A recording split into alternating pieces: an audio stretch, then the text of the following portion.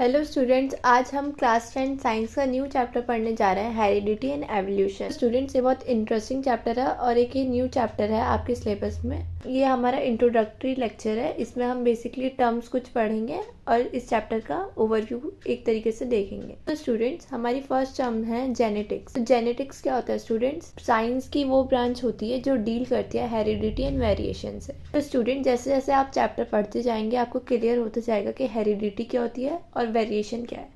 तो स्टूडेंट्स, हमारी दूसरी टर्म आती है हेरिडिटी। तो हेरिडिटी किसे कहते हैं students? Transmission of features, characters, traits from one generation to other. Students, जो हमारे कैरेक्टरिस्टिक्स होते हैं, जैसे कि हमारा आई कलर है, हेयर कलर है, या कोई पर्सन किस तरीके से दिखता है हमें, तो वो हमारे कैरेक्टरिस्टिक्स होते हैं, फीचर्स होते हैं।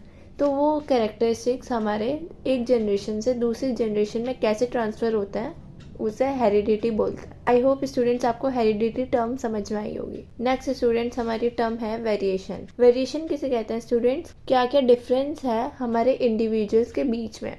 जैसे हम सब ह्यूमन हैं, हम एक ही स्पीशीज़ हैं, तो स्टूडेंट्स लेकिन सारे ह्यूमन सेम तो नहीं दिखते, सब में कुछ ना कुछ डिफरेंस होता ही है। तो स्टूडेंट, जो डिफरेंस है हमारे बीच में उसे ही हम वेरिएशन बोलते हैं। किसी का आई कलर डिफरेंट होगा, किसी का हेयर कलर डिफरेंट होगा, एंड और भी फीचर्स हमारी डिफरेंट होती हैं। किसी की हाइट डिफरेंस है, किसी का बॉडी स्ट्रक्चर डिफरेंट है। तो ये सब स्टूडेंट्स वेरिएशन में आती है। सो बेसिकली स्टूडेंट्स, इस पूरे चैप्टर में हम मेंडल के बारे में पढ़ेंगे, जो कि साइंटिस्ट थे, और उनके वर्क के बारे में, उन्होंने कैसे वर्क किया जेनेटिक्स पे। तो स्टूडेंट्स, जो हमारे मेंडल है इसमें साइंटिस्ट, उन्होंने अपना वर्क किया था एक पी प्लांट के ऊपर। Mendel and his work on inheritance.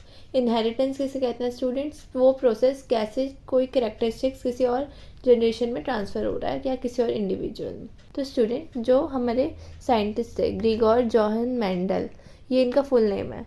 इनका एक्सपेरिमेंट चला था पूरे 8 ईयर्स, 1856 टू 1863। तो स्टूडेंट्स, आपको बस ये डेट याद रख लेनी है, वैसे ये इतनी इंपॉर्टेंट नहीं है। तो स्टूडेंट्स, इन्होंने जो अपना एक्सपेरिमेंट स्टार्ट किया था वो पी प्लांट पे किया था। उसका एक्सपेरिमेंट का नाम है ब्रीडिंग एंड हाइब्रिडाइजेशन। तो स्टूडेंट्स, ब्रीडिंग किसे बोलते हैं? उन्होंने कुछ प्लांट्स लिए, पी प्लांट, उन्हें सिलेक्ट करा और उनका हाइब्रिडाइजेशन कराया। सो स्टूडेंट्स, हाइब्रिडाइजेशन किसे बोलते हैं? हाइब्रिडाइजेशन मतलब दो उन्होंने पी प्लांट लिए और उनका रिप्रोडक्शन कराया और दूसरा न्यू प्लांट फॉर्म किया। तो उन्होंने कुछ प्लांट सेलेक्ट करे थे और उनका ऐसे हाइब्रिडाइजेशन कर करके पी प्लांट ग्रो करे और उनके करेक्टरिस्टिक्स को ऑब्जर्व किया कि कैसे कैसे क्या क्या चेंजेस आ रहे हैं उसमें, कैसे कैसे न्यू प्लांट जो फॉर्म हो रहा है उनमें क्या वेरिएशन है, क्या चेंजेस है। आई होप स्टूडेंट, जो मैं कह रही हूँ आपको मेरी बात समझ आ रही होगी। Mendel known as a father of genetics. तो स्टूडेंट, जो ये हमारे साइंटिस्ट थे मेंडल, ये फादर ऑफ जेनेटिक्स के नाम से जाने जाते थे बिकॉज इनका एक्सपेरिमेंट उस टाइम तो सक्सेसफुल नहीं था जब इन्होंने परफॉर्म किया, लेकिन बाद में जाके जब स्टडी हुई और रिसर्च हुई तो पता चला इनका एक्सपेरिमेंट बहुत अच्छा था, इनका वर्क बहुत अच्छा था, और इससे सब क्लियर हो गया कि कैसे कैसे जेनेटिक्स वर्क करती है हमारे, कैसे कैसे पास करते हैं कैरेक्टरिस्टिक्स और कैसे कैसे वेरिएशन शो करता है। सो स्टूडेंट्स, हमारा नेक्स्ट है plant selected by Mendel. Mendel ने कौन सा प्लांट को सिलेक्ट किया? तो जो प्लांट उन्होंने सिलेक्ट किया वो गार्डन पी प्लांट था, जिसका साइंटिफिक नेम है पाइजम सैटिवम।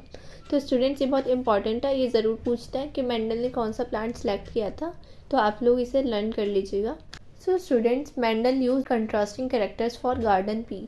तो मेंडल ने अलग अलग करेक्टरिस्टिक्स देखे गार्डन पी प्लांट के, उसकी मैंने आपके स्टूडेंट्स यहाँ टेबल भी बनाकर दी है। 7 कैरेक्टर होते हैं बेसिकली, यहाँ पे 7 तक है।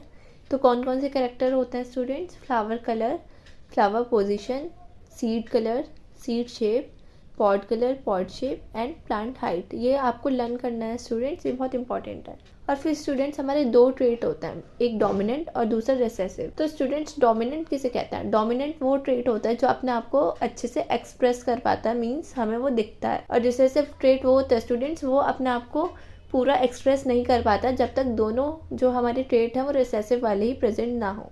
आई होप स्टूडेंट्स, जो मैंने अभी आपको समझाया वो आपको समझ आया होगा। बाकी आप जब आगे चैप्टर पढ़ेंगे तो आपको डोमिनेंट और रिसेसिव का जितना भी डाउट है वो क्लियर हो जाएगा। तो स्टूडेंट, जो डोमिनेंट ट्रेट्स थे वो फ्लावर कलर के कौन कौन से थे? पर्पल। और जो रिसेसिव वाला था वो वाइट। मीन्स कि अगर एक आपका ट्रेट पर्पल होगा और दूसरा वाइट होगा तो पर्पल कलर का फ्लावर ही आपको शो होगा। तो एक बार स्टूडेंट्स हम इसे पढ़ लेते हैं। फ्लावर की पोजीशन एक्सियल वाली डोमिनेंट थी और टर्मिनल वाली रिसेसिव थी। एक्सियल स्टूडेंट्स कैसी पोजीशन होती है, जैसे कोई फ्लावर है वो ऊपर को ग्रो हो रहा है, और टर्मिनल वाली मीन्स जो साइड साइड से ऐसे फ्लावर्स ग्रो होते हैं, वो टर्मिनल होती है। Then student seed colour means जो आपका मटर का सीड होती है उसका कौन सा कलर डोमिनेंट था, येलो वाला, और रिसेसिव कौन सा था, ग्रीन। देन सीड की शेप, जो हमारी सीड शेप थी वो राउंड वाली डोमिनेंट थी और रिसेसिव वाली थी wrinkled. Then pod colour means जो बाहर से आपको मटर की पॉड दिखती है वो ग्रीन कलर की डोमिनेंट होती है एंड येलो कलर की रिसेसिव होती है। देन पॉड की shape, inflated and constricted. Inflated जो हमें बाहर से मटर की वो दिखती है पॉड, वो मीन्स स्मूथ सी होती है, और कंस्ट्रिक्टेड मीन्स जो एकदम चिपकी हुई होती है, जिसमें से आप बाहर से उसके मटर के सीड्स दिखता है, मतलब इतनी ज़्यादा होती है। सबने मटर देखा ही होगा students. Then height of a plant, plant की हाइट टॉल वाली डोमिनेंट थी एंड डॉर्फ वाली रिसेसिव मीन्स जो छोटे रह जाता है। तो ये सारे कैरेक्टरिस्टिक्स थे स्टूडेंट 7, जिसे मेंडल ने ऑब्जर्व किया जब उसने क्रॉसिंग ओवर कराई प्लांट्स की, तो क्या क्या चेंजेस आए इन कैरेक्टरिस्टिक्स में।